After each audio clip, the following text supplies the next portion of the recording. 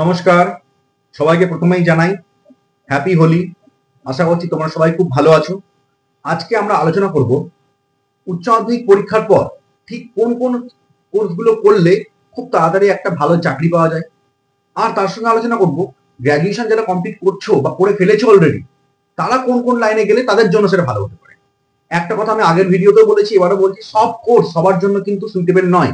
তোমাকে তোমার ক্যাপাসিটি অনুযায়ী, তোমার ইচ্ছা অনুযায়ী তোমাকে সঠিক কোর্স বেছে নিতে হবে। আর সেটার জন্য আমি তো আছি, ডিসক্রিপশন বক্সে আমার ফোন নাম্বার দেওয়া আছে, অবশ্যই ফোন করো। চলো শুরু করি। প্রথমত হচ্ছে উচ্চ মাধ্যমিক পরীক্ষা যারা দিচ্ছ বা দিয়েছো তাদের জন্য বলে রাখি, উচ্চ মাধ্যমিক পরীক্ষার পর জব ওরিয়েন্টেড কোর্স আমরা সবাই জানি আছে কিছু। এছাড়া আর কি হয়, জেনারেল লাইন হয়। কিন্তু জেনারেল লাইন নিয়ে বর্তমানে পড়ার পরে কি করবে? জেনারেল লাইন নিয়ে মানে হচ্ছে যে হলো Bangla honours, English honours, geography honours, history honours বা আদার বোটানি, জুলজি, কেমিস্ট্রি, ফিজিক্স, এইসবগুলো অনার্স নিয়ে পড়া, যেগুলোকে আমরা জেনারেল লাইন নিয়ে জানি। বাট এর পরে তো কোনো চাকরি হয় না। জেনারেল লাইন নিয়ে পড়ার পরে কিন্তু ডাইরেক্ট কোনো জবে ঢোকা যায় না, সেটা তোমরা সবাই জানো। স্কুল সার্ভিস কমিশন বা কলেজ সার্ভিস কমিশনও নেই বললেই প্রায় চলে, অবস্থা খুবই খারাপ। সেক্ষেত্রে জেনারেল লাইন নিয়ে পড়ার পর তোমরা যদি মাস্টার ডিগ্রি করো বা তারপরে আরো ধরো পিএইচডি করলে, সেক্ষেত্রেও একটু চাপ আছে এবং দীর্ঘ সময়ের ব্যাপার। তাই আমি তোমাকে প্রথমে বলে রাখি, যারা উচ্চ মাধ্যমিক পরীক্ষা দিচ্ছ বা দিয়েছো, ফার্স্ট ফিউচারটা সিকিউর করার জন্য, কিছু রুজি রুটির ইনকামের জন্য ফার্স্ট একটা জব ওরিয়েন্টেড কোর্স করে নাও। কেন করবে? কারণ অন্তত তোমার 3 বছর বা 4 বছর পর বেরিয়ে একটা চাকরি অন্তত পেয়ে যাচ্ছে, কিছু অন্তত নিজের খরচাটা অন্তত নিজে টানতে পারবে, এইটুকু ক্যাপাবিলিটি তোমাদের তৈরি হয়ে যাবে। তো উচ্চ মাধ্যমিকের পর জব ওরিয়েন্টেড কোর্স বলতে কি কি হয়? বিবিএ হয়, বিসিএ হয়, বর্তমানে অ্যানিমেশন আর ফ্যাশন ডিজাইনিংটা ভালো চলছে, এটা করতে পারো। এছাড়া হোটেল ম্যানেজমেন্ট আছে। এইগুলো মোটামুটি জব ওরিয়েন্টেড কোর্সের মধ্যে পড়ে। এছাড়া কি থাকে, ওটি টেকনিশিয়ান আছে, ল্যাব টেকনিশিয়ান আছে, ফার্মাসিস্ট আছে, এগুলোর দিকে তোমরা এগোতে পারো। এবার তোমার জন্য কোন কোর্সটা পারফেক্ট সেটা কি করে বুঝবে?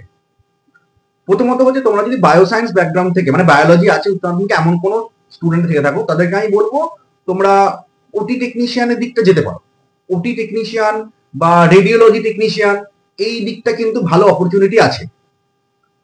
এছাড়া যারা আদার্স কি থাকছে, ল্যাব টেকনিশিয়ান। ল্যাব টেকনিশিয়ানটা আমি এখন খুব বেশি সবাইকে মানে কোর্সটার জন্য বলছি না, এই কারণের জন্য ল্যাব টেকনিশিয়ানের অবস্থা খুব একটা ভালো কিন্তু বাজার নয়।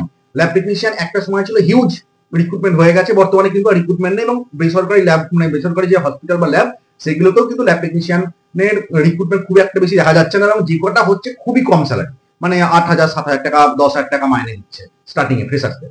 তো সেক্ষেত্রে আমি তাদেরকে ওটা করতে খুব একটা বলি না।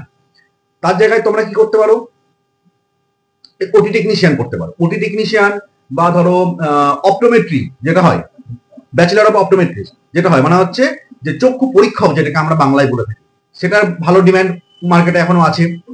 এছাড়া আর কি হয়, হ্যাঁ আর একটা বললেন, অপটোমেট্রি যারা পড়ছো তারা একটা জিনিস কিন্তু খুব ভালো, তারা কিন্তু হসপিটালে যেমন চাকরি পাবে বা গভর্নমেন্ট সেক্টরে যেটুকু অল্প, গভর্নমেন্ট সেক্টরে খুব বেশি ভ্যাকেন্সি কিন্তু নেই, অল্প ভ্যাকেন্সি আছে, ভবিষ্যতে হয়তো বাড়তে পারে, কিন্তু প্রাইভেট সেক্টরে ভালো ডিমান্ড আছে। আর তারা কিন্তু প্রাইভেট প্র্যাকটিসটা করতে পারে বিভিন্ন তাদের গ্রামগঞ্জের দিকে বা তাদের নিজস্ব এলাকাতে। সে কিন্তু চক্ষু পরীক্ষক সাইনবোর্ড লিখে, সে কিন্তু পরীক্ষা করার জন্য যা যা ইনস্ট্রুমেন্ট থাকে সেগুলো অবশ্যই তাকে রাখতে হবে, সে কিন্তু এটা তার একটা প্রাইভেট প্র্যাকটিস হিসেবে করতে পারে। এছাড়া যেটা হচ্ছে ওটি টেকনিশিয়ান বা রেডিওলজি টেকনিশিয়ান, এটা কিন্তু ভালো ডিমান্ড। রেডিওলজি টেকনিশিয়ান মানে প্রত্যেকটা ডায়াগনস্টিক সেন্টারে কিন্তু যারা এক্স রে করছে, এমআরআই করছে, সেই টেকনিশিয়ান হিসেবে তাদের ডাক্তারদের সঙ্গে থাকা। ওটি টেকনিশিয়ান মানে কি, যেসব অপারেশন গুলো হয় বা অপারেশন থিয়েটারে তাদের ডাক্তারদেরকে সহায়তা করা। এবং ওটি টেকনিশিয়ান আর রেডিও টেকনিশিয়ানের কিন্তু ভালো ডিমান্ড বেসরকারি হসপিটালে বর্তমানে আছে। এবার আছে বিবিএ। বিবিএ কি কি হয়? বিবিএ দু রকমের, মানে দুটো অনেক রকমের হয়, কয়েকটা স্পেশালাইজেশন বলছি। বিবিএ মানে হচ্ছে bachelor of business administration, health কেয়ারে হয়, মার্কেটিং এ হয়, ফিনান্সে হয়, আর জেনারেল বিবিএও হয়। তো বিবিএ করার পর তোমরা কিছু না কিছু, কোনো না কোনো সংস্থাতে একটা চাকরি পেয়ে যাবে, ভালো প্লেসমেন্ট, ভালো কলেজ থেকে পড়তে হবে অবশ্যই, তোমাদেরকে বারবার করে রাখি, ভালো কলেজ থেকে তোমাদেরকে পড়তে হবে। তো কলেজ কি কি ভালো আছে তার জন্য আমাকে অবশ্যই ফোন করে আমি তোমাদেরকে জানিয়ে দেবো। সমস্ত যেসব কোর্সগুলো আমি নিয়ে বলছি, সমস্ত কলেজই আমার মোটামুটি কোন কলেজ ভালো প্লেসমেন্ট দেয়, কোন কলেজ খারাপ প্লেসমেন্ট দেয় জানা আছে, সেটা আমি তোমাদেরকে বলে দেবো। আর ডিসক্রিপশন বক্সে ফোন নাম্বার তো দেওয়াই থাকছে। তো যেটা বলছিলাম, যে বিবিএ মানে ব্যাচেলর অফ বিজনেস অ্যাডমিনিস্ট্রেশন, এটা পড়ার পর তোমাদের কি কি হতে পারে? যদি হসপিটাল রিলেটেড ভাবে পড়ো, মানে বিবিএ এইচএম মানে হসপিটাল ম্যানেজমেন্ট, তাহলে তোমরা প্রাইভেট যেসব হসপিটাল গুলো আছে সেগুলোতে এক্সিকিউটিভ, জুনিয়র এক্সিকিউটিভ বা ধরো মার্কেটিং, জুনিয়র মার্কেটিং এক্সিকিউটিভ বা নর্মাল মার্কেটিং এক্সিকিউটিভ, কখনো কখনো হয়তো যে ফ্লোর বা ওপিডি এইসব জায়গাতে হসপিটালে চাকরি পেতে পারো। কেউ যদি শুধু কোর মার্কেটিং এর উপরে বিবিএ করে, তাহলে অল ওভার যেসব প্রাইভেট কোম্পানি আছে, সেটা হোক না হসপিটাল ইন্ডাস্ট্রি বা তোমার আদার যেসব মানে লজিস্টিক ইন্ডাস্ট্রি হলো, এমএনসি হলো, সমস্ত জায়গায় কিন্তু মার্কেটিং এক্সিকিউটিভ হিসেবে তোমরা জব পেতে পারো। বিবিএ করার পরে চাকরিগুলো পাওয়া যায়। 4 বছরের কোর্স বর্তমানে এখন ম্যাকআপ ইউনিভার্সিটি থেকে 4 বছর করে দিয়েছে। তো এটা পেতে পারো। বিসিএ পড়ার পর কি হয়, বিসিএ এখন 4 বছরের কোর্স। বিসিএ পড়ার পরও তোমরা কিন্তু বিভিন্ন যে টেকনোলজিক্যাল হাব, টেকনিক্যাল হাব যেগুলোকে আমরা বলি, ধরো ইনফোসিস বা টিসিএস বা উইপ্রো, এইগুলোতে কিন্তু চাকরি পাওয়া যায়। অবশ্যই তোমাকে স্কিল্ড পার্সন তৈরি করতে, নিজেকে তৈরি হতে হবে, তোমার স্কিল থাকতে হবে। কারণ তুমি বিসিএ করার পর তুমি কিন্তু একটা বিটেক যারা করে বেরোচ্ছে তাদের সঙ্গে কম্পিটিশনে নামছো। তো বিটেক কম্পিউটার সায়েন্স নিয়েও তো প্রচুর পড়ে আসছে। তো সবার পক্ষে বিটেক করা বা বিটেক মতো সামর্থ্য হয় না বা সম্ভবও হয় না। সেক্ষেত্রে তারা অবশ্যই বিসিএ পড়ুক। তুমি যদি তোমার যদি নাম্বার ভালো থাকে এবং তুমি যদি স্কিল তোমার তৈরি করে নিতে পারো, তুমি বিটেক ছাত্র বা ছাত্রীদেরকে সমানে একদম হারিয়ে দিতে পারবে, সেটা নিয়ে কোনো সমস্যা তৈরি হয় না। তো এছাড়া কি হয় যে বিভিন্ন বিসিএ করার পর তুমি বিভিন্ন হসপিটাল বলো, তুমি লজিস্টিক কোম্পানি বলো বা যে কোনো এমএনসি তে বলো বা টেকনিক্যাল হাব যেগুলোকে আমি বললাম, সেগুলোতে বলতে ভালো রকমের চাকরি পাওয়া যায়, খুব ভালো চাকরি পাওয়া যায় বিসিএ করার পর। এছাড়াই থাকে হোটেল ম্যানেজমেন্ট। হোটেল ম্যানেজমেন্ট পড়ার পরও বিভিন্ন বড় বড় হসপিটালগুলোতে as a chef, as a front office executive, housekeeping executive বা housekeeping manager, sorry housekeeping executive not housekeeping manager হবে। আর এছাড়া হচ্ছে যে লন্ড্রি ডিপার্টমেন্ট, বিভিন্ন রকম যেসব মানে হোটেলের ডিপার্টমেন্ট গুলো থাকে সেগুলোতে কিন্তু ভালো রকম চাকরি পাওয়া যায়। তো এবার তারপর আস্তে আস্তে গ্রো করে সেগুলোকে। এবার হ্যাঁ, আর একটা কথা বলতে ভুলে গেলাম, যারা বিসিএ করছে তাদেরকে আমি সাজেস্ট করবো বিসিএ করার পর অবশ্যই এমসিএটা করেন, আর বিবিএ করার পর তারা অবশ্যই এমবিএটা করেন। হোটেল ম্যানেজমেন্টে ব্যাচেলার ডিগ্রি করার পর খুব বেশি তোমাদের কিছু প্রয়োজন হবে না। হোটেল ম্যানেজমেন্টে ব্যাচেলার ডিগ্রি ইজ এনাফ, কারণ ওখানে সমস্ত কিছু তোমাদের শিখে নেওয়া যায়। এরপরে যদি তোমরা কিছু সার্টিফিকেট কোর্স করতে চাও, যেমন ধরো বারটেন্ডারের সার্টিফিকেট কোর্স করা যায়, বা তুমি হয়তো ধরলে যে এইচআর ডিপার্টমেন্টের প্রতি তোমার একটা বিশেষ আকর্ষণ তৈরি হয়েছে মানে হোটেল ম্যানেজমেন্ট করার পর, হসপিটালে এইচআর সরি হোটেলের ডিপার্টমেন্টের জন্য তোমার একটা এইচআর ডিপার্টমেন্টের জন্য একটা 6 মাসের একটা সার্টিফিকেট কোর্স করে, সেগুলো অনেকে করে বা করা যায় এবং সেগুলো যথেষ্ট ভালো রেজাল্ট দেয় মানে জবের ক্ষেত্রে। তো এগুলো গেল হচ্ছে ব্যাচেলার ডিগ্রির জন্য। এবার যারা গ্র্যাজুয়েশন অলরেডি কমপ্লিট করে ফেলেছো ব্যাচেলার ডিগ্রি জেনারেল লাইন নিয়ে, তারা তো এখন বুঝতেই পারছো যে একটা এমন পজিশনে আছো যে জব তো হওয়া খুব টাফ।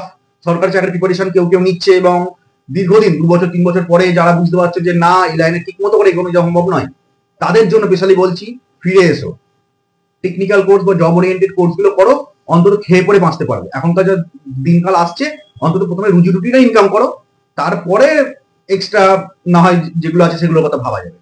তো তেমনই কোর্স হচ্ছে যে এমবিএ বা এমএইচএ। আর আমি নিজেও এমএইচএ করেছি, সত্যি কথা। তো আমিও কিন্তু যখন গ্র্যাজুয়েশন কমপ্লিট, আমার ফুড অ্যান্ড নিউট্রিশনে গ্র্যাজুয়েশন কমপ্লিট ছিল।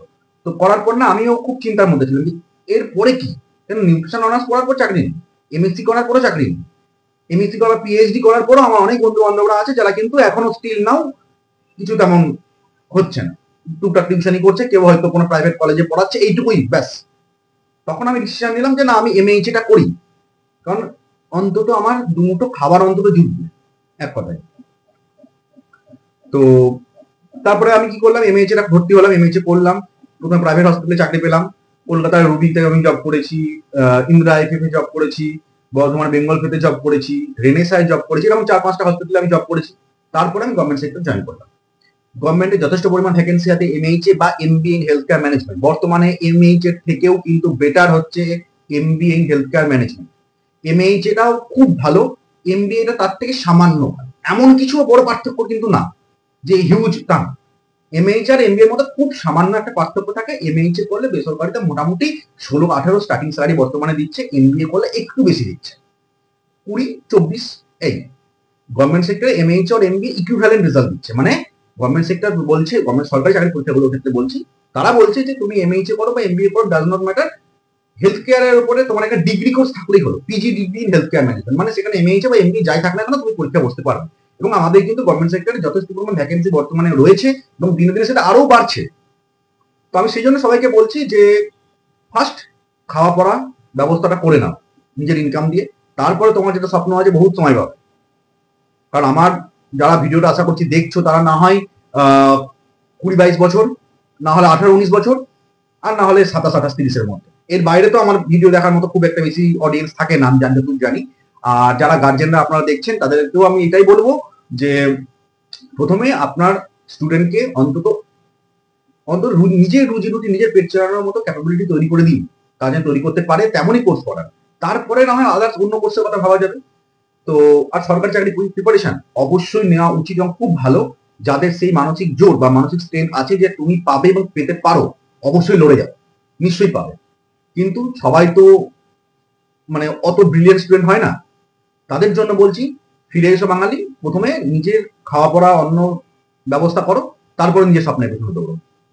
অনেক মানুষের অনেক রকম স্বপ্ন থাকে, সবাই প্রথম থেকে দৌড়তে গেলে নিজের মানে খুঁটি স্ট্রং না করলে কিন্তু অসুবিধায় পড়ে যাবে। এখনকার যা কম্পিটিশনের মার্কেট, খুব অসুবিধায় পড়ে যাবে। তাই আমি বারবার বলছি, উচ্চ মাধ্যমিকের পরে যে কোনো একটা জব ওরিয়েন্টেড কোর্স করে নাও। অন্তত 4 বছর পর একটা চাকরি করতে পাওয়া শুরু করে দেবে, অন্তত পক্ষে 15-17 হাজার টাকা ইনকাম নিজের পেটটা নিয়ে চলে যাবে। তারপর তুমি এমবিএ করো কি এমসিএ করো কি আদার্স তুমি এগো। তো এটাই আমার মেনলি তোমাদেরকে আজকে বলার ছিল। আশা করছি ভিডিওটা ভালো লেগেছে। আর আমার ডিসক্রিপশন বক্সে সমস্ত ফোন নাম্বার দেওয়া আছে, কোনো কোয়ারি থাকলে আমাকে জাস্ট ফোন করো। কোন কলেজ ভালো কোন কলেজ খারাপ সব কিছু এভরিথিং তোমাদেরকে ভালো মতো করে আমি বুঝিয়ে দেবো। ভালো থাকো, নমস্কার।